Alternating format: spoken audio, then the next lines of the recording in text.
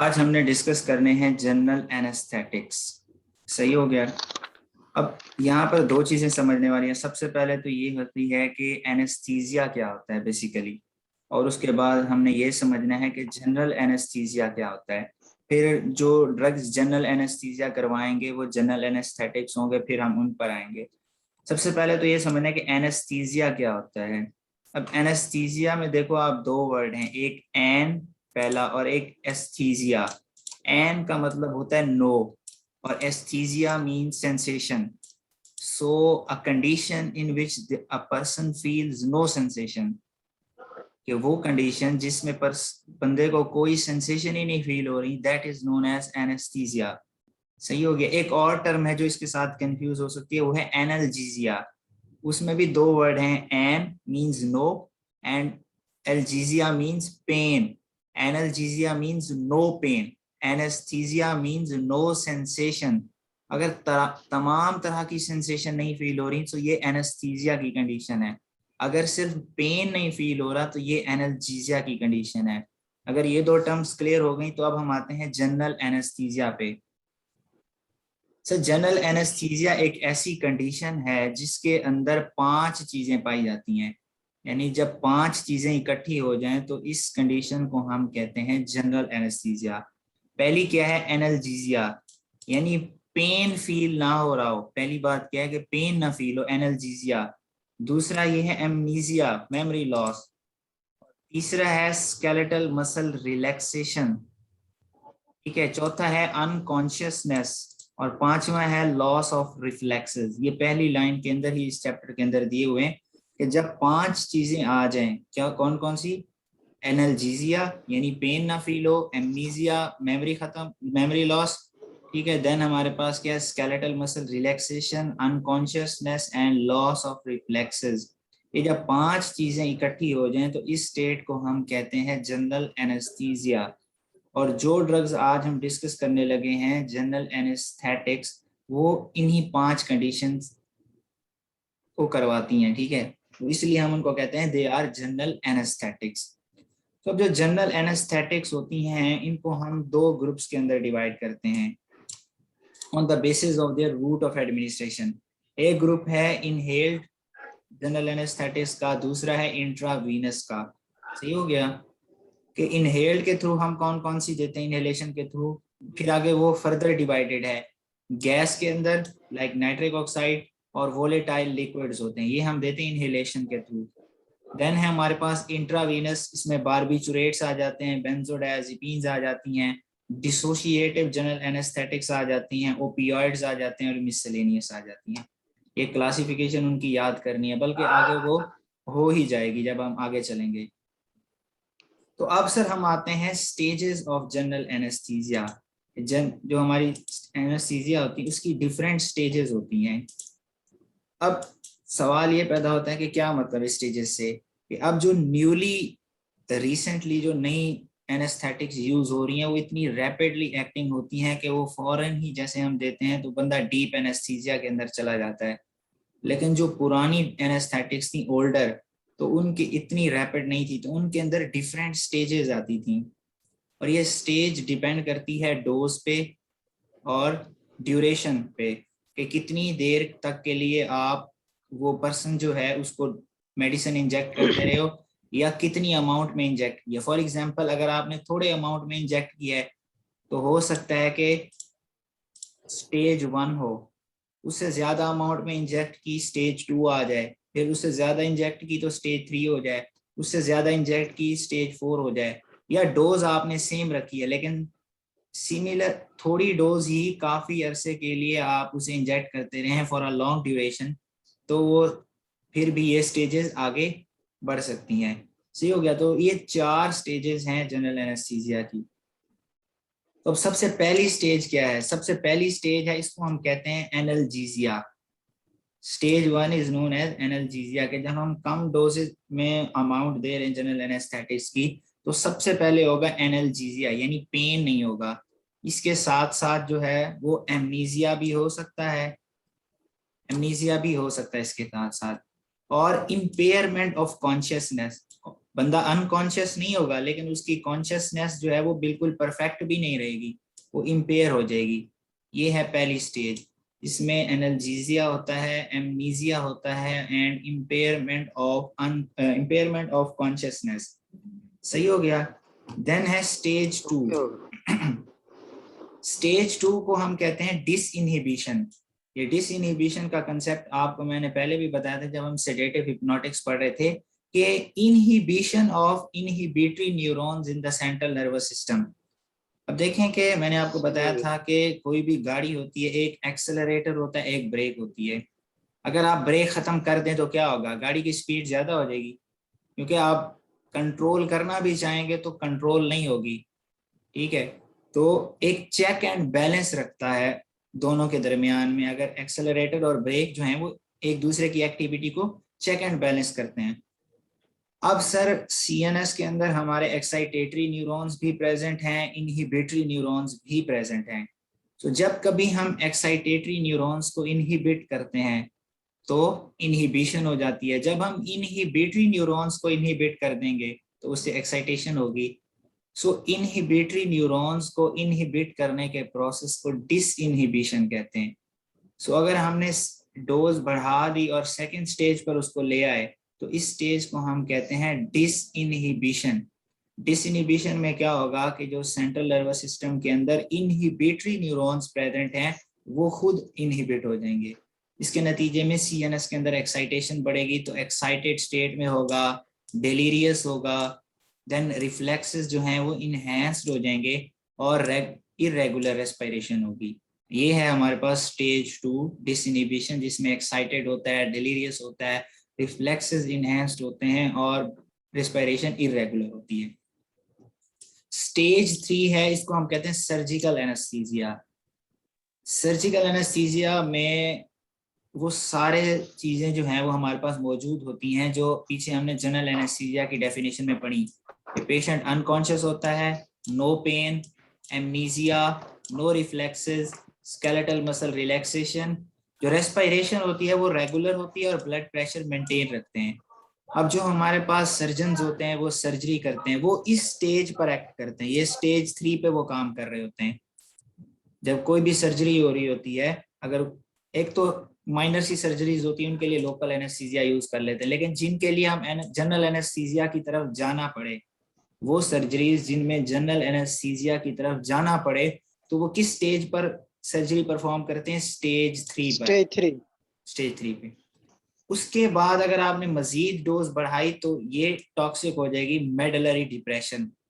और मेडला के अंदर कार्डियोवैस्कुलर सेंटर भी प्रेजेंट होता है, रेस्पिरेटरी सेंटर भी प्रेजेंट होता है। सो ये दोनों जब इनहिबिट होंगे तो बड़े इसके लीथल इफेक्ट होंगे। और अगर आपने इस कंडीशन को टाइमली रिवर्स नहीं किया, ठीक है, कोई लाइफ सपोर्ट नहीं दी, तो पेशेंट को आप डेथ से नहीं बचा सकते। इसलिए बाद औक़ात सुने आपने कभी कि एनेस्थीसिया की ओवरडोज से भी डेथ हो जाती है।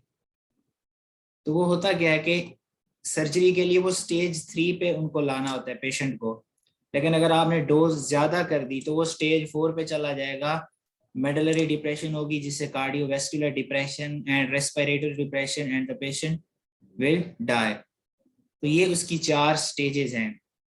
जब हम सर्जरी के लिए एनेस्थीसिया दे रहे होते हैं तो हम इस तरह मूव करते हैं, ये एरो देख लो, यहाँ से स्टेज 1 से स्टेज 4 वाली डायरेक्शन में इस तरह मूव करते हैं। लेकिन जब रिकवरी होती है एनेस्थीसिया से तो फिर वो उल्टा चलता है, इधर। सही हो गया। ये स्लाइड क्लियर है कि जनरल एनेस्थीसिया की 4 स्टेजेस होती हैं। सही हो गया। अब हम मैकेनिज्म पर आए सर। लेकिन अभी तक हमने डिस्कस किया है एनेस्थीसिया क्या होता है, एनाल्जेसिया क्या होता है, जनरल एनेस्थीसिया क्या होता है, जनरल एनेस्थीसिया की स्टेजेस कौन सी होती हैं। सो अब हम उन ड्रग्स का मैकेनिज्म डिस्कस करते हैं जो जनरल एनेस्थीसिया काज करवा रही होती हैं। तो जनरल एनेस्थीसिया ड्रग्स हमारे पास काज करवा रही होती हैं, उनके कोई एक मैकेनिज्म नहीं है, डिफरेंट मैकेनिज्म्स हैं। लेकिन जो इस चैप्टर के अंदर जितनी ड्रग्स दी हुई हैं, ठीक है, उनमें मोस्टली 2 मैकेनिज्म्स के जरिए वो एक्ट कर रही होती हैं, या वो गैबा के जरिए या ग्लूटामेट के जरिए। अब हम ना एक हाइपोथेटिकल जो है ना, एक लॉजिकल अंडरस्टैंडिंग के जरिए चलते हैं कि अब मुझे ये बताएं कि जो एनेस्थीसिया करवा रही हैं ड्रग्स, वो सीएनएस डिप्रेसेंट होंगी या सीएनएस को एक्साइट करने वाली होंगी? सीएनएस डिप्रेसेंट होगी। सीएनएस डिप्रेसेंट होंगी, तो इट मींस उन्होंने सीएनएस के अंदर डिप्रेशन करवानी है। अब आप मुझे ये बताएं कि जब हम सीएनएस के अंदर हम कहते हैं कि सीएनएस को हम डिप्रेसिव स्टेट में लेके जा रहे हैं, तो दो तरीके से लेके जाते हैं। या तो सीएनएस के अंदर जो एक्साइटेटरी न्यूरॉन्स हैं उनको इनहिबिट कर देते हैं, या जो इनहिबिटरी न्यूरॉन्स हैं उनकी एक्टिविटी ज्यादा कर देते हैं। ऐसे ही ना? सही सही हो गया। अब आप मुझे ये बताएं कि जनरल एनेस्थीसिया तो पूरी बॉडी का एनेस्थीसिया है ना, लोकल एनेस्थीसिया तो एक स्पेसिफिक एरिया का होता है। फॉर एग्जांपल आपने हाथ पे कोई सर्जरी करनी, आपने हाथ को सिर्फ हाथ के अंदर एनेस्थेटिक्स इंजेक्ट कर दी, वो लोकल एनेस्थेटिक है। लेकिन जब हम जनरल एनेस्थेटिक इंजेक्ट करते हैं तो वो पूरी बॉडी का एनेस्थीसिया होता है। अब आप मुझे ये बताएं कि एक घर है आपके पास, घर है, घर के अंदर आपने जितनी भी एप्लियंसेस हैं, इलेक्ट्रिकल एप्लियंसेस, आप चाहते हैं कि उनकी एक्टिविटी खत्म हो जाए, यानी इलेक्ट्रिसिटी उनके अंदर ना आए। कभी आपने कोई ऐसा बेवकूफ देखा है कि जो हर चीज की अलग से तार काट रहा हो, फ्रिज की अलग से तार काट रहा हो, एसी की अलग से काट रहा हो, और टीवी की अलग मेन से स्विच ही काट रहा बंद हो? कर देंगे।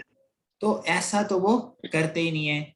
जो अक्लमंद होता है, जो सेंसिबल लोग होते हैं, वो क्या करते हैं कि पीछे से जो मेन आ रही है ना, मेन को ही खत्म कर दो, जो पूरे घर को कंट्रोल कर रही है। ऐसे ही अब आप मुझे ये जी बताएं कि हमारी पूरी बॉडी को कौन सी चीज कंट्रोल कर रही है? कौन सी चीज है, कौन सा ऑर्गन है जो इलेक्ट्रिकल इम्पल्सेस के जरिए पूरी बॉडी को कंट्रोल कर रहा है? ब्रेन।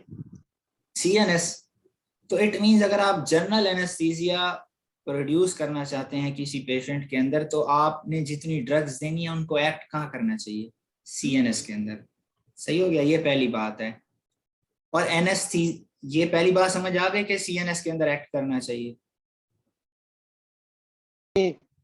दूसरी बात ये है कि जी समझ आ गई। अगर उन्होंने एनेस्थीसिया करवाना है तो इट मींस उनको सीएनएस डिप्रेसेंट होना चाहिए।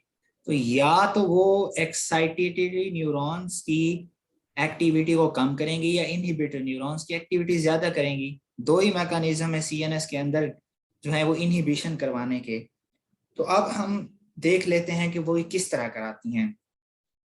अब सर मैं सबसे पहले आपको ये बता दूं कि ये मैंने एक न्यूरोनल सर्किट ड्रा किया है जिसमें एक्साइटेटरी और इनहिबिटरी फोर्सेस एक साथ शो की हुई हैं।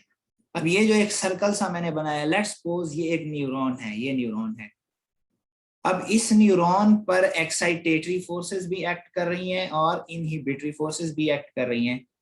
एक्साइटेटरी फोर्सेस कौन कौन सी होंगी? एसिकोलिनर्जिक न्यूरॉन्स एसिटाइल कोलिन रिलीज करेंगे। एसिटाइल कोलिन जो है वो आयन चैनल के साथ लिंक्ड होता है, तो इससे मोनोवेलेंट आयंस और कैल्शियम आयंस का इन्फ्लक्स होता है, ये न्यूरॉन एक्साइट हो जाएगा। इसी तरह सीरोटोनिन, ये भी इस न्यूरॉन को एक्साइट करेगा। ग्लूटामेट जब आके एक्ट करेगा, इसके हमने कल ही परसों डिस्कस किया था वो वाला टॉपिक, एंटी सीजर वाला। तो एनएमडीए और एएमपीए रिसेप्टर होंगे, तो कैल्शियम और सोडियम का इन्फ्लक्स होगा, न्यूरॉन एक्साइट होगा। सो ये तीन न्यूरॉन जो हैं ये एक्साइटेटरी हैं, एसिटाइल कोलिन वाले, ग्लूटामेट वाले, सीरोटोनिन वाले। देन इनहिबिटरी न्यूरॉन्स एक्ट कर रहे हैं, वो कौन से हैं? गैबा हैं।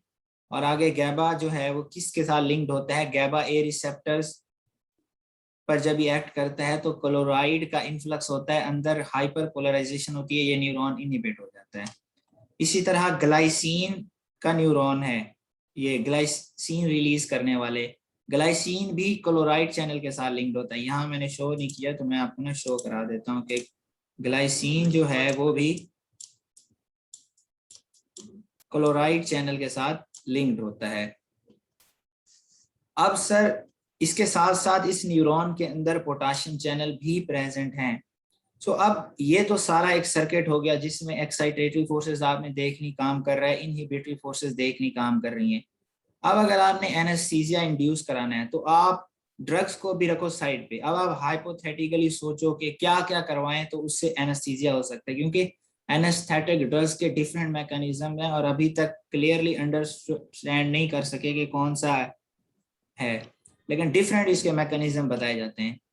अब या तो आप एसिटाइल कोलिन को इनहिबिट कर दो, इससे हो जाएगा ना, क्योंकि एक्साइटेटरी न्यूरॉन्स को आप इनहिबिट कर रहे हो। या आप ग्लूटामेट वाले न्यूरॉन की एक्टिविटी कम कर दो, या आप सीरोटोनिन वाले न्यूरॉन की एक्टिविटी कम कर दो, ऐसे ही हो गया। या आप ग्लाइसिन वाले न्यूरॉन की एक्टिविटी बढ़ा दो, या गैबर्जिक न्यूरॉन की एक्टिविटी बढ़ा दो, या ये जो पोटाशियम चैनल हैं इन सब को ओपन कर दो। ये 6 मैकेनिज्म है ना, कि एसिटाइल कोलिन को आप इनहिबिट करो, ग्लूटामेट को इनहिबिट करो और सीरोटोनिन को इनहिबिट करो, तो एक्साइटेटरी फोर्सेस कम हो जाएंगी, जिससे इनहिबिशन होगी और जनरल एनेस्थीसिया की स्टेट आ जाएगी। सही हो गया। देन हमारे पास है कि इनहिबिटरी 3 चीजें हैं, या आप गैबा वाले न्यूरॉन की एक्टिविटी बढ़ाओ तो इनहिबिशन ज्यादा हो जाएगी, ग्लाइसिन वाले की एक्टिविटी बढ़ाओ तो इनहिबिशन ज्यादा हो जाएगी, या पोटाशियम चैनल ओपन कर दो, और चूंकि सेल के अंदर पोटाशियम ज्यादा होता है तो वो वहां से बाहर मूव करेगा, अंदर नेगेटिविटी क्रिएट हो जाएगी और न्यूरॉन की इनहिबिशन हो जाएगी। ये 6 मैकेनिज्म के जरिए आप एनेस्थीसिया प्रोड्यूस कर सकते हो। ये बात मैं बता रहा हूँ एक हाइपोथेटिकल, लेकिन जो हमने ड्रग्स डिस्कस करनी है, थैंक गॉड वो इन सब का हमने डिस्कस नहीं करना, उनका 2 ही डिस्कस करनी है। जो हमारे पास आज के टॉपिक में ड्रग्स हैं, या तो वो गैबा न्यूरॉन की एक्टिविटी बढ़ा रही हैं या ग्लूटामेट की कम कर रही हैं। ओके, अब मैं सारा ये रेस करने कि उन 2 स्लाइड पे हम फोकस कर लेते हैं कि 2 काम ये क्या कर रही हैं। या तो वो गैबा की एक्टिविटी को बढ़ा रही हैं या ग्लूटामेट की एक्टिविटी को कम कर रही हैं। अब यहाँ जो हमारे पास ड्रग है ग्लूटामेट की, जो एनेस्थेटिक के तौर पे यूज होती है, वो एक ही ड्रग है, ये मैंने येलो कलर किया है, केटामीन। सही हो गया, केटामीन। ये केटामीन क्या करेगी, ये NMDA रिसेप्टर जो होते हैं which are linked with calcium channels, ये उन NMDA रिसेप्टर्स पर ग्लूटामेट की एक्टिविटी को ब्लॉक कर देती है, जिसके नतीजे में कैल्शियम का इनफ्लक्स अंदर नहीं होता, अंदर पॉजिटिव आयंस नहीं होते, न्यूरॉन की एक्साइटेशन नहीं होती, और जो है न्यूरॉन इनहिबिटरी स्टेट के अंदर चला जाता है। क्लियर हो गया सर केटामीन का मैकेनिज्म? जी क्लियर है। देन हमारे पास हैं जो गैबा की एक्टिविटी को बढ़ा रही हैं। बाकी जितनी ड्रग्स हमने आज डिस्कस करनी है इस चैप्टर के अंदर, वो गैबा की एक्टिविटी बढ़ाएंगी, डायरेक्टली या इनडायरेक्टली।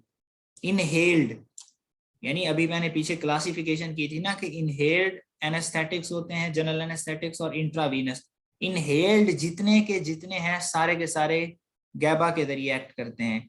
ठीक हो गया। या वो गैबा की एक्टिविटी को डायरेक्टली बढ़ाते हैं या इनडायरेक्टली बढ़ाते हैं। और अगर हाई कंसेंट्रेशन हो तो जो इनहेल्ड जनरल एनेस्थेटिक्स हैं ये गैबा रिसेप्टर्स को डायरेक्टली भी स्टिमुलेट कर सकते हैं। सही हो गया। देन बेंजोडायाज़ेपिन है, बारबिचुरेट्स हैं, ये हम सेडेटिव हिप्नोटिक्स में डिटेल से डिस्कस कर चुके हैं, यहाँ उसको दोबारा से टच करने की जरूरत नहीं है। अगर आपको फिर भी इसमें कोई कंफ्यूजन है, आप सेडेटिव हिप्नोटिक्स वाली वीडियो देख लो, तो उसमें पूरा क्लियर है जो हमने डिस्कस किया था बेंजोडायाज़ेपिन और बारबिचुरेट्स का, कि वो गैबा ए रिसेप्टर के साथ बाइंड करते हैं। जो बेंजोडायाज़ेपिन है ये इसकी फ्रीक्वेंसी ऑफ ओपनिंग बढ़ा देते हैं, बारबिचुरेट्स इसकी ड्यूरेशन ऑफ ओपनिंग बढ़ा देते हैं। सब केसेस में होगा क्या कि अंदर क्लोराइड का इनफ्लक्स ज्यादा होगा और ये इनहिबिशन हो जाएगी। देन एक ड्रग है हमारे पास प्रोपोफोल और एटोमीडेट। सही हो गया। ये सारी की सारी ड्रग्स गैबर्जिक हैं और ये केटामीन जो है ये NMDA रिसेप्टर्स पर ग्लूटामेट की एक्टिविटी को बढ़ा रही है। यानी ये सारी की सारी ड्रग जो है वो नेगेटिव जो इनहिबिटरी न्यूरॉन्स है उनकी एक्टिविटी को बढ़ा रही हैं, और जो केटामीन है वो एक्साइटेटरी न्यूरॉन की एक्टिविटी को कम कर रही है। तो यहाँ से आप देख लो कि जो डिफरेंट मैकेनिज्म्स बताए जाते हैं जनरल एनेस्थेटिक्स के, उनमें सबसे जो की रोल प्ले कर रहा है वो गैबा वाला मैकेनिज्म है, क्योंकि ये ड्रग्स जब हमने दी इनहेल्ड तो वो उससे जनरल एनेस्थीसिया इंड्यूस हो गया, लेकिन ये गैबर्जिक थी। तो यहाँ से उन्होंने कहा कि भाई जो गैबा वाला है ये की रोल प्ले कर रहा है।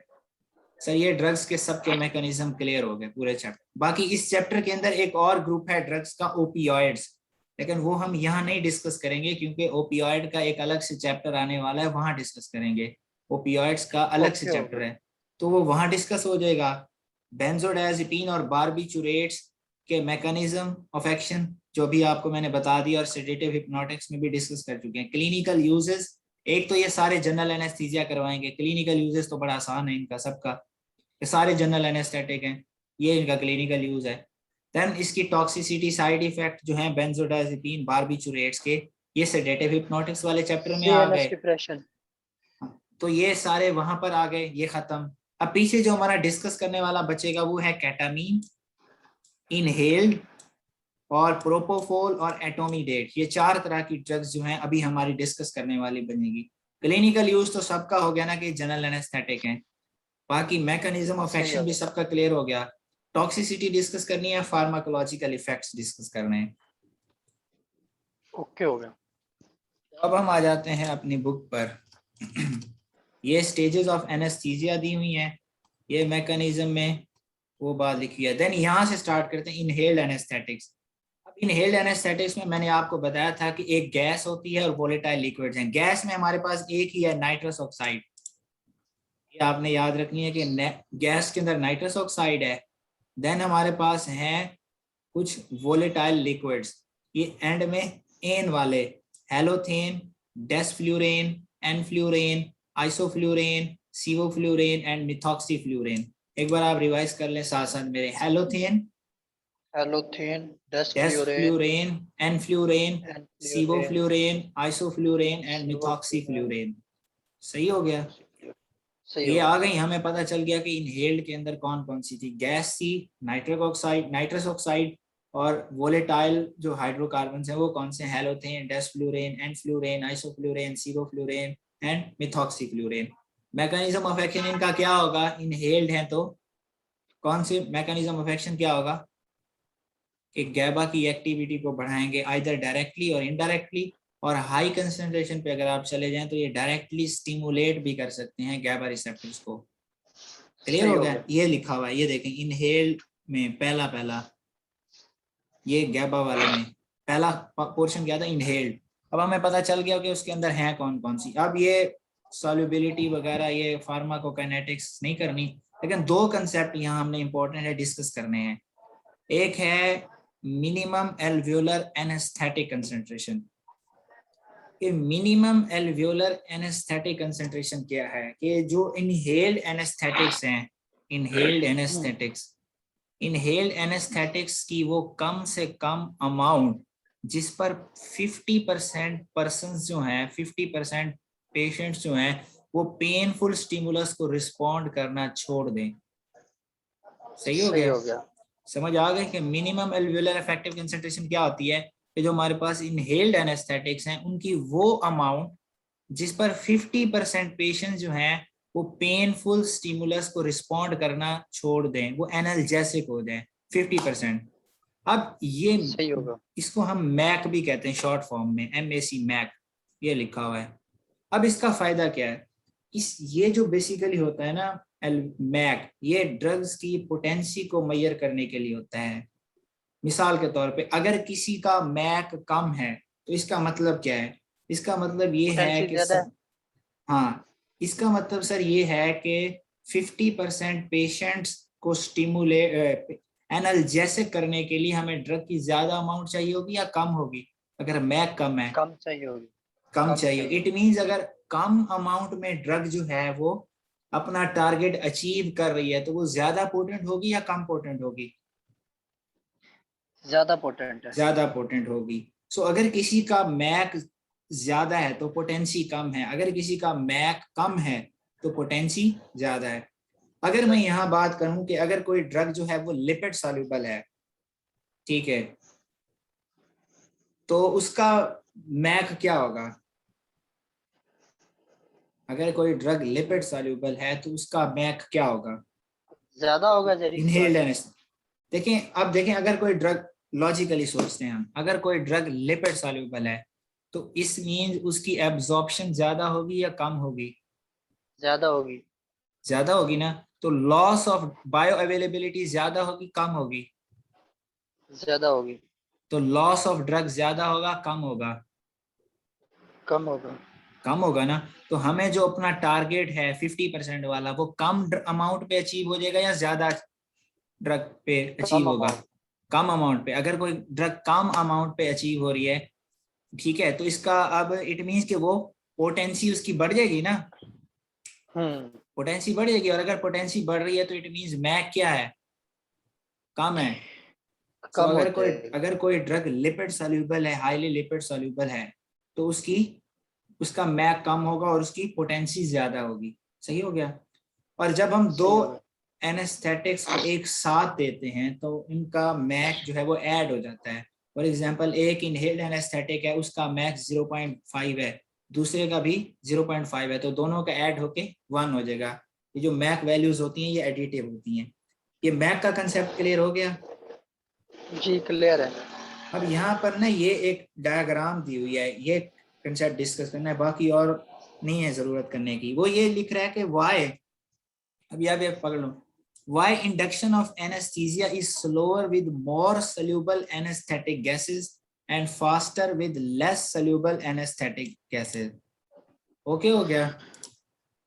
यहाँ सही हो गया। सोल्यूबल होने से मुराद क्या है? सोल्यूबल होने से मुराद उनका ब्लड के अंदर सोल्यूबल होना है, उनका ब्लड के अंदर सही सोल्यूबल है। होना है। अब देखिए, मैंने जब हमने जनरल एनेस्थीसिया इंड्यूस कराना है तो हमारी ड्रग्स को कहाँ होना चाहिए? जनरल एनेस्थीसिया इंड्यूस कराने के लिए, हाँ, जनरल एनेस्थीसिया ब्रेन में इंड्यूस कराने के लिए ब्रेन में कहाँ होना पहुंचना चाहिए? चाहिए। ब्रेन के अंदर होना ब्रेन। चाहिए। ब्रेन के अंदर कब आएगी? जब वो ब्लड के अंदर हो, ब्लड के अंदर उसका पार्शियल प्रेशर अच्छा खासा हो, उसके बाद ब्रेन में जाएगी। सही है। अगर कोई ड्रग ब्लड के अंदर सोल्यूबल हो रही है, अगर कोई ड्रग ब्लड के अंदर हाईली सोल्यूबल है, तो क्या प्रेशर कम जल्दी हो उसका जाएगा। ब्लड प्रेशर, जो पार्शियल प्रेशर है उसका ब्लड के अंदर, वो ज्यादा होगा या कम होगा? कम हो जाएगा। कम हो जाएगा ना। तो एक सुफिशिएंट पार्शियल प्रेशर को अचीव करने के लिए टाइम ज्यादा लगेगा या कम लगेगा?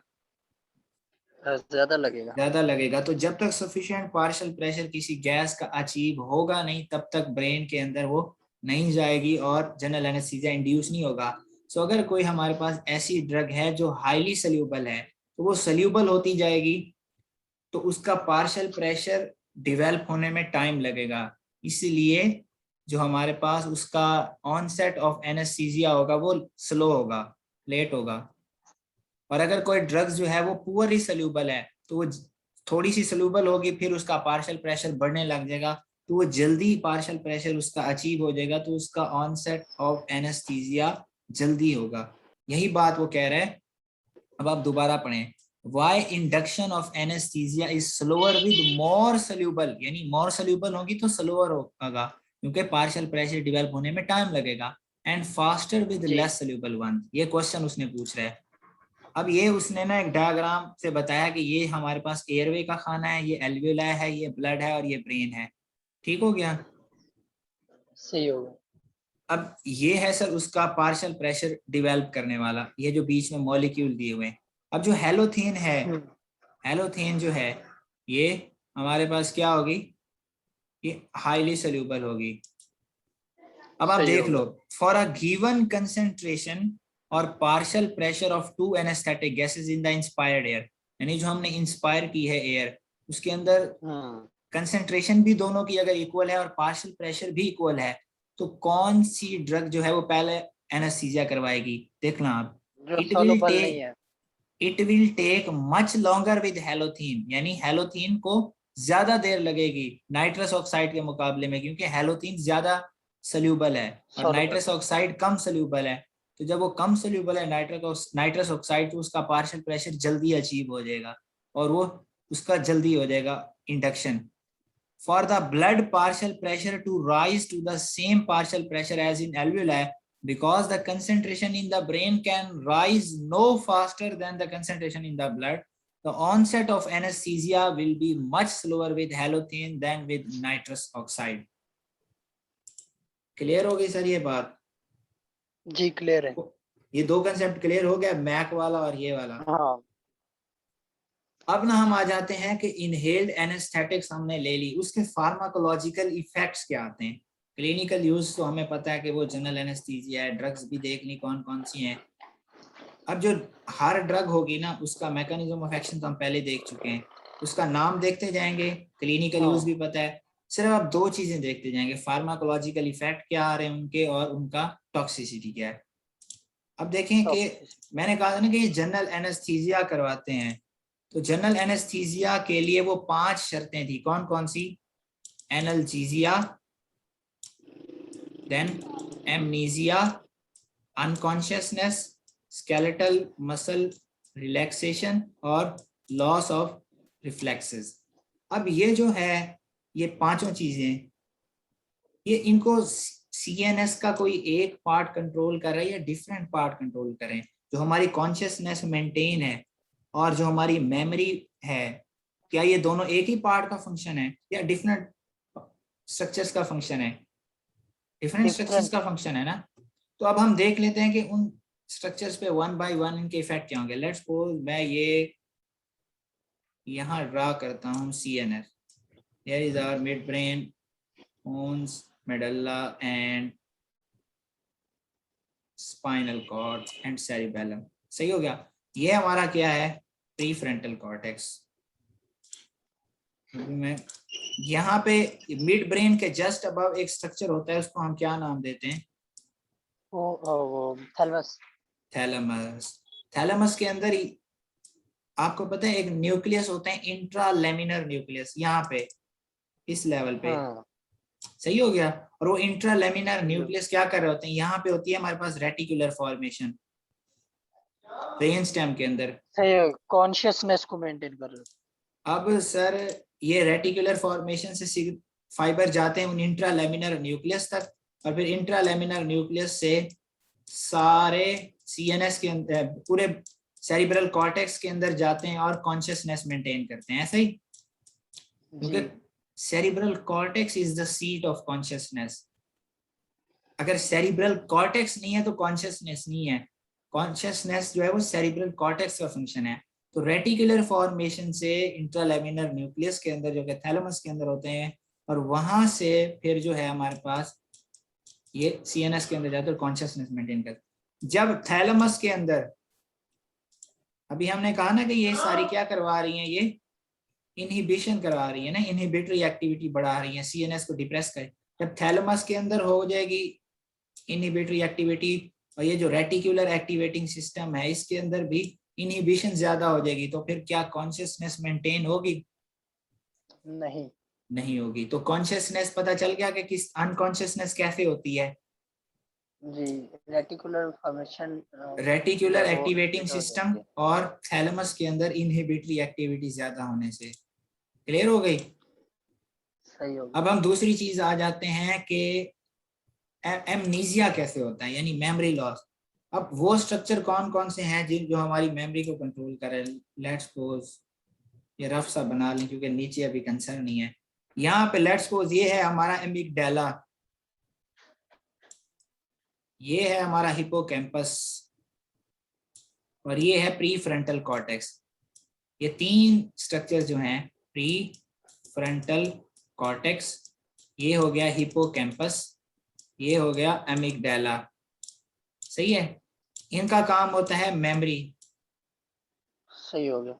अब जब इनके अंदर इनहिबिटरी एक्टिविटी ज्यादा होगी तो उससे क्या हो जाएगा? Amnesia. Memory loss, amnesia. Then हमारे पास जो बाकी बचे हैं, कि हमें पता है कि स्पाइनल कॉर्ड के अंदर सेंसरी नर्व्स आती हैं, हायर लेवल तक जाने के लिए स्पाइनल कॉर्ड से पास होती हैं। मोटर नर्व्स जो आती हैं वो भी यहाँ से जाती हैं, रिफ्लेक्सेस भी हैं वो भी स्पाइनल कॉर्ड के लेवल पे ऑपरेट होते हैं। ऐसे ही जी। तो अब जब स्पाइनल कॉर्ड के अंदर इनहिबिटरी एक्टिविटी हो जाएगी तो क्या होगा? अब जो एनाल्जेसिया हो जाएगा, यानी जो पेन ट्रांसमिशन है वो ब्लॉक हो जाएगी। हमें पता है ना स्पाइनोथैलेमिक ट्रैक जो है वो पेन को ऊपर लेके जा रहा होता है हायर लेवल तक। तो अब जब इनहिबिटरी एक्टिविटी हो गई तो पेन की ट्रांसमिशन ब्लॉक हो जाएगी, एनाल्जेसिया हो जाएगा। सही हो गया। और जब ये जो मोटर न्यूरॉन्स यहाँ से स्केलेटल मसल को सप्लाई कर रहे थे, जब उनके अंदर इनहिबिटरी एक्टिविटी हो जाएगी तो स्केलेटल मसल क्या कर देंगे? रिलैक्स हो जाएंगे, रिलैक्स कर देंगे। और रिफ्लेक्सेस स्पाइनल कॉर्ड के लेवल पे ऑपरेट हो रहे थे, तो जब अब स्पाइनल कॉर्ड के अंदर इनहिबिटरी एक्टिविटी ज्यादा हुई तो रिफ्लेक्सेस क्या कर देंगे? लॉस, वो भी इनहिबिट हो जाएंगे, लॉस हो जाएंगे। ऐसे ही तो जो जनरल एनेस्थेटिक्स होते हैं, चाहे वो इनहेल्ड हो या इंट्रावीनस हो, वो 5 चीजें जो हमने डिस्कस की हैं, amnesia, analgesia, unconsciousness, skeletal muscle relaxation and loss of reflexes, उन सब का ये एक तो सेम मैकेनिज्म है कि एक तो मॉलिक्यूलर मैकेनिज्म है कि वो गैबा को एक्ट करेंगी या ग्लूटामेट के साथ छेड़खानी करेंगी, वो मॉलिक्यूलर मैकेनिज्म है। उस मॉलिक्यूलर मैकेनिज्म के जरिए इनहिबिशन होगी सीएनएस में। अब डिफरेंट स्ट्रक्चर्स पे इनहिबिशन के क्या इफेक्ट आएंगे, वो ये इफेक्ट आएंगे। सही हो गया? Analgesia, amnesia, unconscious, skeletal muscle relaxation and loss of reflexes, ये इंट्रावीनस का भी है और इनहेल्ड का भी है। क्लियर हो गए ये इफेक्ट? सबके ये इफेक्ट क्लियर हो गए? इसीलिए ये जनरल एनेस्थीसिया में यूज होती हैं, क्योंकि जनरल एनेस्थीसिया में हमें ये 5 चीजें चाहिए होती हैं, इसीलिए ये यूज होती हैं। अब हर जो ड्रग है ना हमारे पास, चाहे वो इनहेल्ड हो या प्रोपोफोल हो या एटोमिडेट हो या वो केटामीन हो, उनके कुछ और अलग से इफेक्ट्स भी होते हैं और उनकी अलग से टॉक्सिसिटी भी होती है। वो अब हम डिस्कस कर लेते हैं कि वो क्या होती है। वो बुक से देखते जाते हैं मेरे। सबसे पहले जो इनहेल्ड एनेस्थेटिक्स हैं उनके इफेक्ट्स डिस्कस कर लेते हैं कि सीएनएस पे क्या इफेक्ट आएंगे। सही हो गया? एक तो सीएनएस पे यही इफेक्ट आएंगे जो हमने अभी डिस्कस किए। दूसरे सीएनएस पे इफेक्ट इसके ये आते हैं कि सीएनएस का मेटाबॉलिक रेट कम कर देते हैं। जो इनहेल्ड एनेस्थेटिक्स होते हैं ये ब्रेन मेटाबॉलिक रेट कम कर देते हैं। सही हो गया? और दूसरा ये है कि जो ब्रेन के अंदर वेसल्स जा रही होती है उनकी रेजिस्टेंस भी कम कर देते हैं, वो वेसल्स डायलेट कर जाती हैं, और जब वो वेसल डायलेट करती हैं तो वहाँ ब्लड फ्लो इंक्रीज हो जाता है, इससे इंट्राक्रेनियल प्रेशर भी इंक्रीज हो सकता है। मैं आपको बताता हूँ कैसे। कि पहले सीएनएस इफेक्ट में क्या आया, सीएनएस में कि जो वेसल, लेट्स सपोज ये हमारा है सर ब्रेन। अब ये एक वेसल जो है ये इस जा रही है इसको सप्लाई करने के लिए। सही हो गया? यहाँ पे ब्रांच। अब ये क्या करेंगे कि ये इस वेसल की रेजिस्टेंस को कम कर देंगे। ये बाहर एरो का मतलब मैंने आपको बताया था कि जब ये दोनों तरफ से बाहर एरो लगे हों किसी वेसल के तो इट मींस ये तो डायलेशन, ये डायलेट हो रही है। सही हो गया? तो अब ये क्या करेंगे कि जो सेरिब्रल वेसल्स हैं उनकी रेजिस्टेंस कम करवाएंगे इनहेल्ड एनेस्थेटिक्स, तो सेरिब्रल ब्लड फ्लो इंक्रीज होगा, इससे इंट्राक्रेनियल प्रेशर जो है वो इंक्रीज हो जाएगा। एक तो सीएनएस का इफेक्ट इनका ये हो जाएगा इनहेल्ड का, और दूसरा सीएनएस का इफेक्ट वही है जो हमने 5 डिस्कस किए हैं, वो जो जिसके जरिए ये जनरल एनेस्थीसिया कराते हैं। अब आते हैं हम कार्डियोवैस्कुलर इफेक्ट्स पर कि कार्डियोवैस्कुलर इफेक्ट्स इनके क्या होते हैं। सही हो गया। कार्डियोवैस्कुलर इफेक्ट सर ये हैं कि जो हमारे पास अभी हमने डिस्कस किए ना, नाइट्रस ऑक्साइड हो गया, हेलोथेन, डेसफ्लूरेन, एनफ्लूरेन, सीवोफ्लूरेन, आइसोफ्लूरेन, मिथॉक्सीफ्लूरेन, इनमें से ये जो 2 हैं एनफ्लूरेन एंड हेलोथेन, एनफ्लूरेन एंड हेलोथेन, ये कार्डियक डिप्रेसेंट्स हैं। ये कार्डियक क्या है? डिप्रेसेंट हैं। जब ये कार्डियक एक्टिविटी डिप्रेस करेंगे तो कार्डियक आउटपुट क्या हो जाएगा? कम हो जाएगा। कम हो जाएगा। तो ये जो है हमारे पास एनफ्लूरेन एंड हेलोथेन, ये कार्डियो डिप्रेसेंट हैं, इससे कार्डियक आउटपुट कम हो जाता है। बाकी सारी की सारी जितनी भी इनहेल्ड एनेस्थेटिक्स हैं वो वेजोडाइलेटर्स हैं। सही हो गया। वेजोडाइलेशन कराती हैं। जब वेजोडाइलेशन हो जाएगी तो टोटल पेरिफेरल रेजिस्टेंस क्या हो जाएगी? कम हो जाएगी या ज्यादा हो जाएगी? कम हो जाएगी। कम हो जाएगी। तो ब्लड प्रेशर क्या हो जाएगा? इंक्रीज कर जाएगा। नहीं, टोटल पेरिफेरल रेजिस्टेंस कम हो जाएगा, कम हो जाएगा, कम हो जाएगा, कम हो जाएगा। और अगर कार्डियक आउटपुट भी साथ कम हो रहा है तो इससे भी ब्लड प्रेशर क्या हो जाएगा? कम हो और जाएगा। कम हो जाएगा। कम हो जाएगा। सही हो गया? तो हेलोथेन और एनफ्लूरेन कार्डियो डिप्रेसेंट है, कार्डियक आउटपुट कम करती हैं। बाकी वेजोडाइलेटर है, तो इस तरह ये टीपीआर कम करती हैं। दोनों से ब्लड प्रेशर कम होता है। तो एक तो यहाँ से हमें आइडिया हो जाएगा कि अगर हम इसकी टॉक्सिसिटी डिस्कस कर रहे हैं तो पहला क्या हो जाएगा? इंट्राक्रेनियल प्रेशर बढ़ाएंगी, ये इसका साइड इफेक्ट हो गया। दूसरा हाइपोटेंशन करवाएंगी। सही हो गया? सही हो गया। और तीसरा यह है कि जो हेलोथीन है, हेलोथीन मायोकार्डियम की सेंसिटिविटी को भी इंक्रीज कर देती है। कैसे? कि हमारे पास जो कैटिकोलामीन्स हैं ये कार्डियक एक्टिविटी इंक्रीज कराती है ना, तो इनसे एक चांस होता है, एरिथमोजेनिक इफेक्ट होता है कैटिकोलामीन्स का, यानी ability to cause arrhythmia.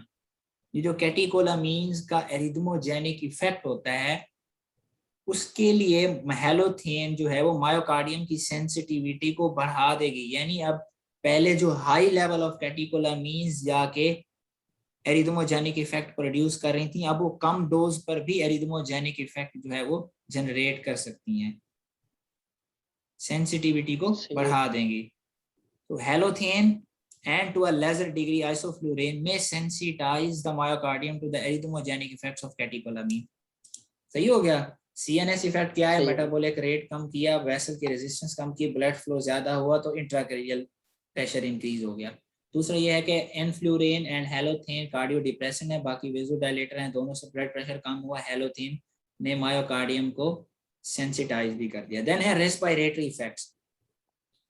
Respiratory effect इनके ये होते हैं कि एक तो जितनी भी हमारे पास इनहेल्ड एनेस्थेटिक्स हैं सारी की सारी, वो एक तो टाइडल वॉल्यूम कम कर देती हैं। टाइडल वॉल्यूम पता है कि एक रेस्पिरेटरी साइकिल में कितनी अमाउंट आ रही है? 500 ml आती है। हाँ 500 ml आ रही है ना एक चक्कर में। तो ये है टाइडल वॉल्यूम। और मिनट वेंटिलेशन के 1 मिनट में कितने बार वो कितनी वेंटिलेशन हुई है, ये मिनट वेंटिलेशन है। तो टाइडल वॉल्यूम और मिनट वेंटिलेशन कम हो गई तो अब रेस्पिरेटरी फंक्शन कम हो गया ना, तो ऑक्सीजन की अमाउंट कम पहुंचेगी और कार्बन डाइऑक्साइड की अमाउंट भी कम ब्लड से रिमूव होगी। ऐसे ही है जी, ब्लड से रिमूव कम होगी। अब सर जिसके नतीजे में होगा क्या कि ब्लड के अंदर कार्बन डाइऑक्साइड की आर्टेरियल टेंशन क्रिएट हो जाएगी, यानी arterial carbon dioxide tension create हो जाएगी। अब देखें यहाँ वो लिख रहे हैं कि all inhale anaesthetics cause a dose dependent decrease in tidal volume, यानी टाइडल वॉल्यूम भी कम कर दी एंड मिनट वेंटिलेशन 1 मिनट में कितनी हो रही है वो भी कम कर दी, जिसके नतीजे में होगा क्या? Leading to an increase in arterial carbon dioxide tension. Clear हो गई सर ये बात? क्लियर है। देन एक और हम करें कि जितनी भी इनहेल्ड एनेस्थेटिक्स है ना वो सारी की सारी ब्रोंकोडाइलेटर्स हैं। सारी की सारी क्या हैं? ब्रोंकोडाइलेटर्स हैं, एक को छोड़ के। डेस्फ्लूरेन ये ब्रोंकोस्पज्म करवाती है, पल्मोनरी इरिटेशन करवाती है, जिसके नतीजे में वो स्मूथ मसल्स कॉन्ट्रैक्ट करते हैं और ब्रोंको कंस्ट्रिक्शन हो जाती है। ठीक है, ये डायग्राम ड्रा करूं या वैसे समझ आ रही है? डायग्राम ड्रा कर देता हूं।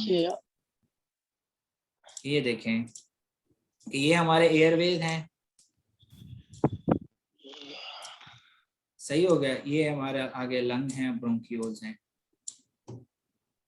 अब देखें यहाँ जो है ये ब्रोंका है, ये स्मूथ मसल है उसके, जो जितनी भी इनहेल्ड कॉर्टिकोस्टेरॉइड आता है, ये एनेस्थेटिक्स जो इनहेल्ड जनरल एनेस्थेटिक जब हम इनहेलेशन के थ्रू देंगे यहाँ से आएंगी, सारी की सारी वेजोडाइलेटर होंगी। लेकिन जो डेस्फ्लूरेन है वो क्या कराएगी? वो इस इरिटेट करेगी, इसको पल्मोनरी एरिया को इरिटेट करेगी, जिसके नतीजे में यहाँ जो इसके वाल में स्मूथ मसल है वो कॉन्ट्रैक्ट करेंगे और ये क्या स्पज्म हो जाएगा, ये कॉन्ट्रैक्ट कर देंगे, ब्रोंकोस्पज्म हो जाएगा। सही हो गया? सही हो गया। ये इफेक्ट क्लियर है? इनके 3 इफेक्ट हैं। सीएनएस पे क्या इफेक्ट आएगा, रेस्पिरेटरी इफेक्ट क्या होगा, कार्डियोवैस्कुलर क्या होगा। सीएनएस पे क्या होगा? क्विक रिव्यू कि सर मेटाबॉलिक रेट ज्यादा हो जाएगा, सॉरी मेटाबॉलिक रेट कम हो जाएगा, सेरिब्रल रेजिस्टेंस कम हो जाएगी, वो वेसोडाइलेशन होगी, ब्लड फ्लो वहां इंक्रीज करेगा, इंट्राक्रैनियल प्रेशर बढ़ जाएगा। कार्डियोवैस्कुलर इफेक्ट क्या होगा कि हेलोथेन एंड एनफ्लूरेन कार्डियो डिप्रेसेंट है, इससे कार्डियक आउटपुट कम होगा, बाकी सारी वेसोडाइलेटर है, दोनों से ब्लड प्रेशर कम होगा। हेलोथेन मायोकार्डियम को सेंसिटाइज भी करेगी। और जितनी भी इनहेल्ड एनेस्थेटिक्स हैं वो टाइडल वॉल्यूम और मिनट वेंटिलेशन कम कराएंगी, जिससे arterial carbon dioxide tension create हो जाएगी। इसके साथ साथ जो जितनी भी हैं सारी वो ब्रोंकोडाइलेटर हैं, लेकिन जो डेस्फ्लूरेन है वो क्या है? ब्रोंकोस्पैज्म करवाती है। सही हो गया? सही हो गया। अब हम आते हैं इनकी टॉक्सिसिटी पर। टॉक्सिसिटी का एक आसान तरीका, मैंने आपको कहा था कि हम जो एनेस्थीसिया कहाँ यूज करते हैं, सर्जरीज वगैरह में या सेडेशन कराने के लिए, तो वो मोस्टली हम किस लेवल पर होते हैं? सर्जिकल एनेस्थीसिया के लेवल पे। ओवरडोज हो जाए तो ओवरडोज। अब इसके साइड इफेक्ट हम टॉक्सिसिटी को डिस्कस करते हैं। सबसे पहला यह है कि अगर ओवरडोज हो जाए तो स्टेज 4 में चला जाएगा, ये जो पीछे मैंने डिस्कस यहाँ बनाया था, कोमा चला जाएगा, स्टेज 4 में चला जाएगा। मेडलरी डिप्रेशन होगी, इससे कार्डियोवैस्कुलर डिप्रेशन और रेस्पिरेटरी डिप्रेशन, ये ओवरडोज की हो सकती है। ये पहला साइड इफेक्ट क्लियर हो गया इनहेल्ड का। क्लियर है। दूसरा मैंने आपको बताया है कि कौन सा हमारे पास क्या बढ़ सकता है, इंट्राक्रेनियल प्रेशर, जो हमने इफेक्ट्स डिस्कस किए हैं। सही हो गया। देन हाइपोटेंशन हो सकती है, hypotension. Then arterial carbon dioxide tension create हो सकती है। जी बिल्कुल। इसके अलावा ब्रोंकोस्पज्म, अगर हम डेस्फ्लुरेन दे रहे हैं तो ब्रोंकोस्पज्म भी हो सकता है। ये साइड इफेक्ट तो यहीं से समझ आ गए। और जो सीएनएस के इफेक्ट हैं, वो सिंपली कह लो कि जो सीएनएस के इफेक्ट्स हैं, डिप्रेसिव इफेक्ट, वो एग्जेजरेट कर देंगे। ये सारे सीएनएस के इफेक्ट थे ना, ये स्टेज 3 वाले उसके, तो जब वो एग्जेजरेट करेंगे तो वो स्टेज 4 में आ जाएगा। पहली बात, इंट्राक्रेनियल प्रेशर बढ़ जाएगा, hypotension, bronchospasm, arterial carbon dioxide tension बढ़ जाएगी। एक तो ये साइड इफेक्ट सारे हो गए। कुछ और साइड इफेक्ट हैं, वो ये है कि पोस्ट ऑपरेटिव हेपेटाइटिस के कुछ ऐसे पेशेंट्स होते हैं जिनकी सर्जरी होती है, तो उनको हम इनहेल्ड जनरल एनेस्थेटिक्स देते हैं। तो सर्जरी के बाद, पोस्ट ऑपरेटिव सर्जरी के बाद उनको हेपेटाइटिस डेवलप हो जाता है। तो ये इनहेल उसकी टॉक्सिसिटी है, ठीक है। और स्पेशली अगर वो कोई स्ट्रेस कंडीशन में हो या हाइपोवोलेमिक शॉक हो, तो फिर ज्यादा चांसेस होते हैं पोस्ट ऑपरेटिव हेपेटाइटिस के। अब ये होता क्यों है कि इनके जो मेटाबॉलिज्म होता है ना इन ड्रग्स का, तो कुछ ऐसे रिएक्टिव मेटाबोलाइट्स बनते हैं जो डायरेक्टली लीवर को अटैक करते हैं, या वो इम्यून मीडिएटेड रिस्पॉन्सेज इनिशिएट करवाते हैं, और वो इम्यून मीडिएटेड रिस्पॉन्सेज के नतीजे में लीवर की इन्फ्लेमेशन हो जाती है, और सर्जरी के बाद ये जो कंडीशन होती है इसको क्या कहेंगे, पोस्ट ऑपरेटिव हेपेटाइटिस। ये सर्जरी के बाद हो रही है और लीवर की इन्फ्लेमेशन है, पोस्ट ऑपरेटिव हेपेटाइटिस। क्लियर हो गई सर? देन हम मैंने ड्रग आपको बताई थी मिथॉक्सीफ्लोरेन सर, ये है कि इसके मेटाबॉलिज्म से फ्लोराइड बनता है, और वो फ्लोराइड रीनल इनसफिशिएंसी करवाता है, रीनल इनसफिशिएंसी। सही हो गया। देन अगर हमने नाइट्रस ऑक्साइड प्रोलॉन्ग दे दिया, प्रोलॉन्ग एक्सपोजर हो जाए नाइट्रस ऑक्साइड का, इससे मेथियोनीन की सिंथेसिस कम होती है, इससे मेगालोब्लास्टिक एनीमिया होता है। और चौथा है हमारे पास मेलिग्नेंट हाइपरथर्मिया। पहले तो वही है जो हम पीछे डिस्कस कर चुके हैं कि स्टेज 4 में जा सकता है, इंट्राक्रेनियल प्रेशर बढ़ सकता है, हाइपोटेंशन है, और इसके अलावा ब्रोंकोस्पज्म वगैरह हो सकता है। उसके अलावा 4 और हैं, पोस्ट ऑपरेटिव हेपेटाइटिस, देन हमारे पास रीनल इंसफिशिएंसी, किससे, मेथॉक्सीफ्लोरेन से जो फ्लोराइड बनता है, then prolong exposure to nitrous oxide, megaloblastic anaemia, और सक्सेसिबल पेशेंट जो होते हैं वो, यानी जो कंजेनिटली ससेप्टिबल होते हैं, उनको मेलिग्नेंट हाइपरथर्मिया हो सकता है। ये बात क्लियर हो गई सर? इनहेल्ड वाले हमने सारे डिस्कस कर लिए कि कौन कौन से होते हैं, मैकेनिज्म डिस्कस कर लिया कि गैबा की एक्टिविटी के थ्रू एक्ट करते हैं। देन क्लिनिकल यूज तो यही है, जनरल एनेस्थेटिक है। फार्माकोलॉजिकल इफेक्ट्स सारे डिस्कस कर लिए, उनको मैकेनिज्म में समझने में कोई भी मसला हो फार्माकोलॉजिकल इफेक्ट्स में? नहीं क्लियर है। टॉक्सिसिटी भी समझ आ गई जी। अब हम चलते हैं आगे। बारबिचुरेट डिस्कस करने की जरूरत है? नहीं सर, ये याद रख लो कि कौन से हैं एनेस्थीसिया के तौर पे यूज होते हैं, सारे बारबिचुरेट्स नहीं यूज होते। Thiopental and methoxy methohexital. अगर आपको याद पड़े तो जब हमने सेडेटिव हिप्नोटिक्स पढ़े थे, वहां ना टेबल के अंदर थायोपेंटल के ब्रैकेट में लिखा हुआ था कि ये एनेस्थीसिया में यूज होता है। मैंने आपको पहले भी कहा था कि रिलेट करना है आपने, दिखा दूं? नहीं बस रहने दे, याद है मुझे। ठीक हो गया? सही हो गया। अब ये बारबिचुरेट्स कौन से यूज होते हैं? Thiopental and methohexital. बाकी इनका मैकेनिज्म वही है, गैबा के रिसेप्टर पे ये बाइंड करते हैं और उसकी ड्यूरेशन बढ़ा देते हैं, बारबिचुरेट। देन क्लिनिकल यूजेस पता है, एक तो एनेस्थीसिया में हो गई है, बाकी सारे वो पता है। और इनके फार्माकोलॉजिकल इफेक्ट भी हमने पढ़े थे, वो डोज डिपेंडेंट, जिसमें मैंने ग्राफ बताया था कि लो डोजेस पे पैराडॉक्सिकल डिसइनहिबिशन, फिर सेडेशन, फिर हिप्नोसिस, फिर एनेस्थीसिया, फिर मेडलरी डिप्रेशन, कोमा, डेथ, वो सारे इफेक्ट हमने एक चार्ट की फॉर्म में पढ़े थे। ये उनके फार्माकोलॉजिकल इफेक्ट हो गए। टॉक्सिसिटी भी उसमें डिस्कस कर चुके हैं, यहाँ करने की जरूरत नहीं है। तो बारबिचुरेट्स के भी हो चुके हैं, देन बेंजोडायज़ेपिन भी हो गए, हो चुकी है। तो कौन कौन से बेंजोडायज़ेपिन यूज होते हैं? एक मिडाजोलम, यहाँ मिडाजोलम दिया हुआ है, डायाजिपाम और लोराजिपाम भी यूज होते हैं। ये बीआरएस फार्माकोलॉजी में दिया हुआ है, ये आप नोट कर लो यहाँ पे कि डायाजिपाम और लोराजिपाम भी यूज होते हैं मिडाजोलम के साथ साथ। तो सही हो गया, डायजिपाम, लोराजिपाम। अब आ जाते हैं प्रोपोफोल पे। प्रोपोफोल का मैकेनिज्म ऑफ एक्शन क्या है? अगर आप देखें यहाँ पे, ये देखें, ये खड़ी है प्रोपोफोल, ये गैबा वाले में। मैंने बताया था कि जितनी भी हमने डिस्कस करनी है, एक कैटामीन है जो ग्लूटामेट, बाकी सबका गैबा के जरिए, वो डायरेक्टली या इनडायरेक्टली गैबा की एक्टिविटी ही बढ़ाएंगे। तब ये प्रोपोफोल जो है ये भी गैबा के मैकेनिज्म के थ्रू एक्ट करेगी। ये उनका मैकेनिज्म हो गया, ये एक ड्रग है। अब आ जाते हैं इसके फार्माकोलॉजिकल इफेक्ट पे। एक तो वही फार्माकोलॉजिकल इफेक्ट होंगे जो हमने डिस्कस किए, analgesia, amnesia, skeletal muscle relaxation, unconsciousness, और कौन सी, लॉस ऑफ रिफ्लेक्सेस। वो सारे इफेक्ट होंगे तभी तो जनरल एनेस्थीसिया के तौर पे ये यूज होती है। तो एक तो वो इफेक्ट हो गए।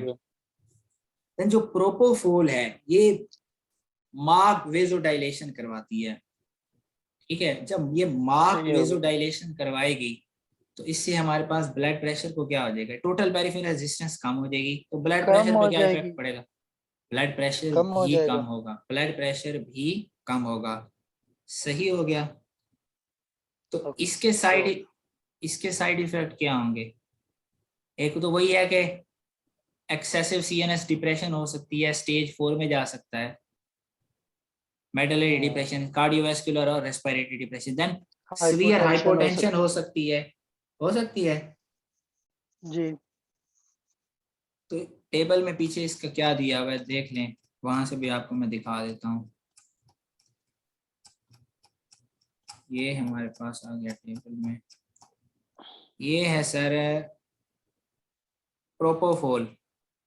यहाँ उसने अनसर्टेन लिखा हुआ है, लेकिन वो भी उसका मैकेनिज्म है, ये दूसरी बुक्स में लिखा हुआ है, अनसर्टेन नहीं है। देखो, वेजोडाइलेशन एंड हाइपोटेंशन, सही हो गया। इससे इधर देखो, हाइपोटेंशन हो सकती है ड्यूरिंग इंडक्शन, क्योंकि ये मार्क्ड वेजोडाइलेशन करवाती है, और है भी इंट्रावीनस। देखो इंट्रावीनस है ना, तो अभी सीएनएस में तो बाद में पहुंचेगी, लेकिन ब्लड में तो पहले आ रही है ना। तो जैसे ही आप इंजेक्ट कर रहे होते उसी टाइम वेजोडाइलेशन हो सकती है, तो हाइपोटेंशन हो। देन कार्डियोवास्कुलर डिप्रेशन और एक्सेसिव सीएनएस डिप्रेशन तो है ही है सबका। क्लियर हो गई। देन हमारे पास है फॉस्फोप्रोपोफोल, बिल्कुल प्रोपोफोल की तरह है, लेकिन ये वाटर सोल्यूबल है, फॉस्फोप्रोपोफोल। अब ये जब हम इसको इंजेक्ट करते हैं तो एक एंजाइम मौजूद होता है जो इसको कन्वर्ट कराता है प्रोपोफोल के अंदर, यानी जो हमारी एक्टिव फॉर्म है वो प्रोपोफोल ही है। जो फॉस्फोप्रोपोफोल है ये खुद कन्वर्ट होती है प्रोपोफोल के अंदर।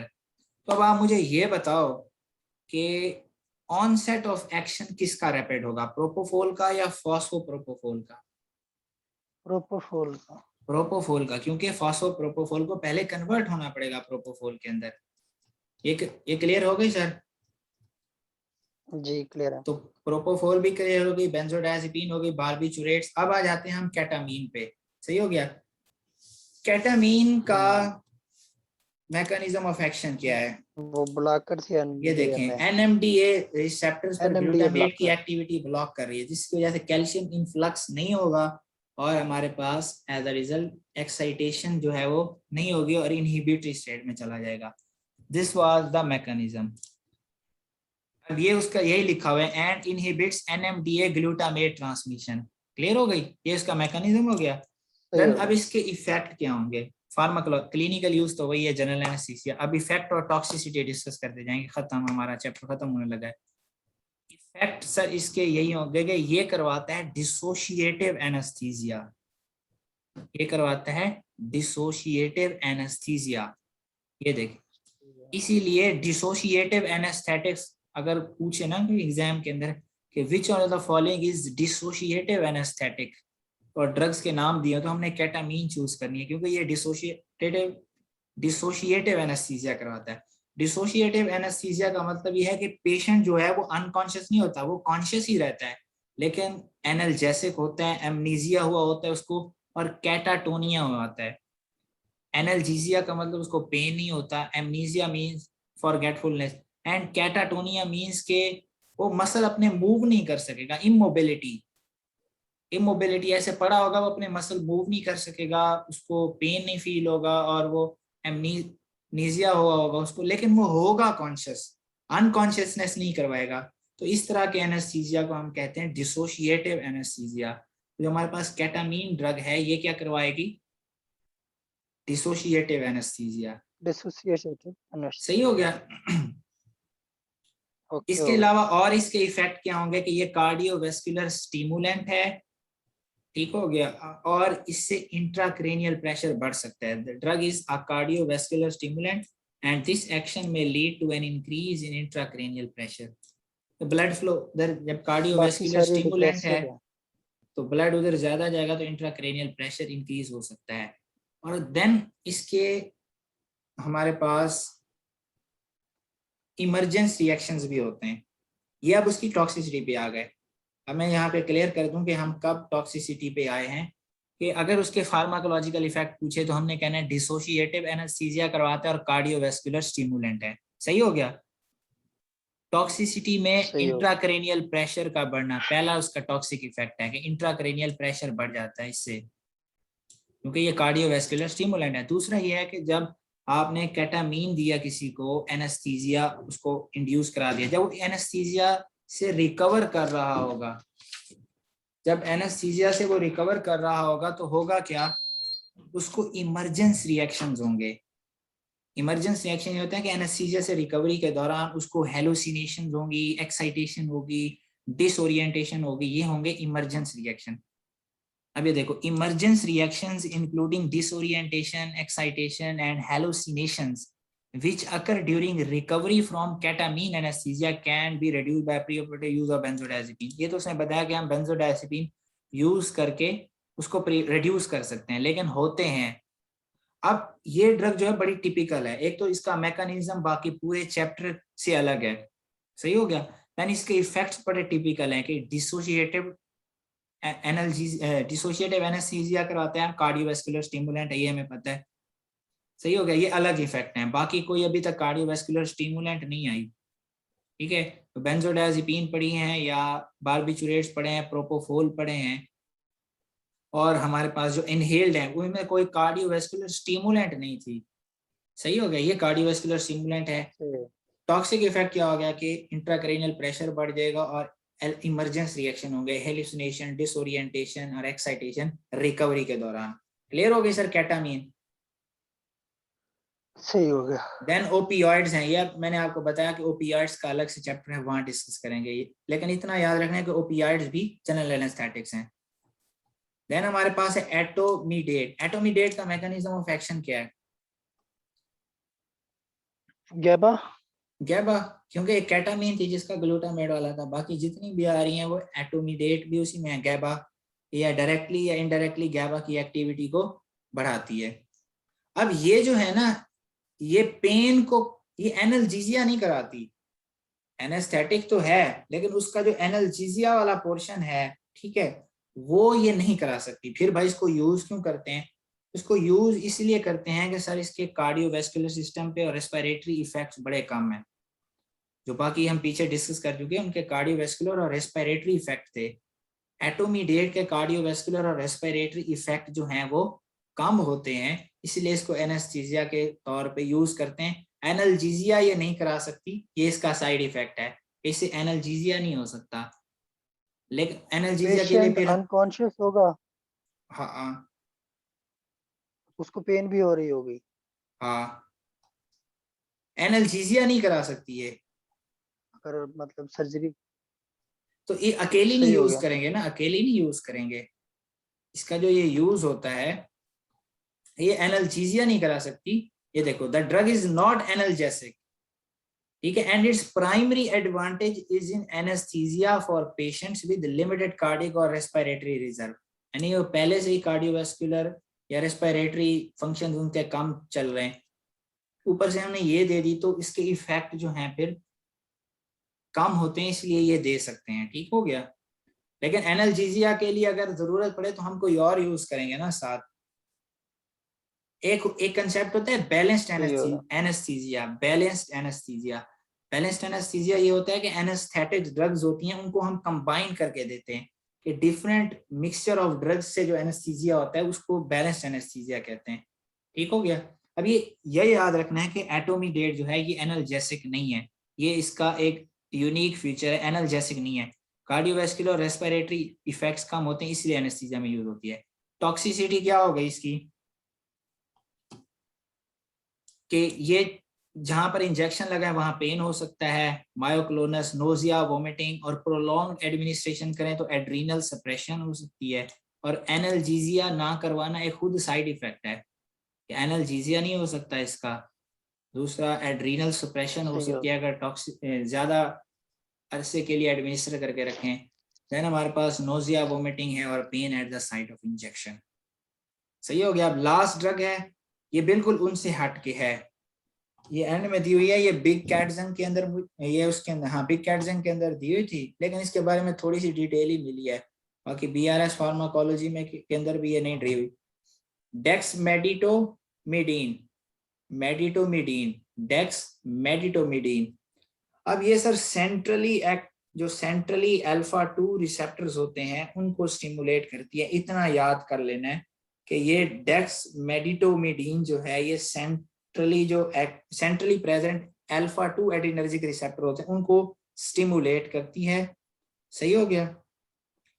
और इस तरह ही एनाल्जेसिक और हिप्नोटिक एक्शन अचीव हो जाते हैं। इसके यूज इसका याद कर लेना है, यूज दो हैं। यूज इसका सर ये है कि जो ICU के अंदर पेशेंट होते हैं तो उनकी शॉर्ट टर्म सेडेशन के लिए ये यूज करते हैं। डेक्समेडिटोमिडीन जो है अल्फा 2 पे एक्ट करती है, ICU के अंदर जो पेशेंट होते हैं उनकी शॉर्ट टर्म सेडेशन के लिए यूज होता है। दूसरा इसका इफेक्ट ये है कि जब हम डेक्समेडिटोमिडीन यूज करते हैं तो जो 7 दिन दूसरे अगर हम एनेस्थेटिक भी यूज कर रहे हैं तो उन एनेस्थेटिक की डोज कम हो जाएगी, उनकी हमें कम डोज रिक्वायर होगी अगर हम डेक्समेडिटोमिडीन साथ यूज कर रहे हैं। और ICU के अंदर सेडेशन तो कराती है, अल्फा 2 एक्टिंग है। So this finishes our chapter on the general anaesthetics. तो कोई इसमें कंफ्यूजन हो,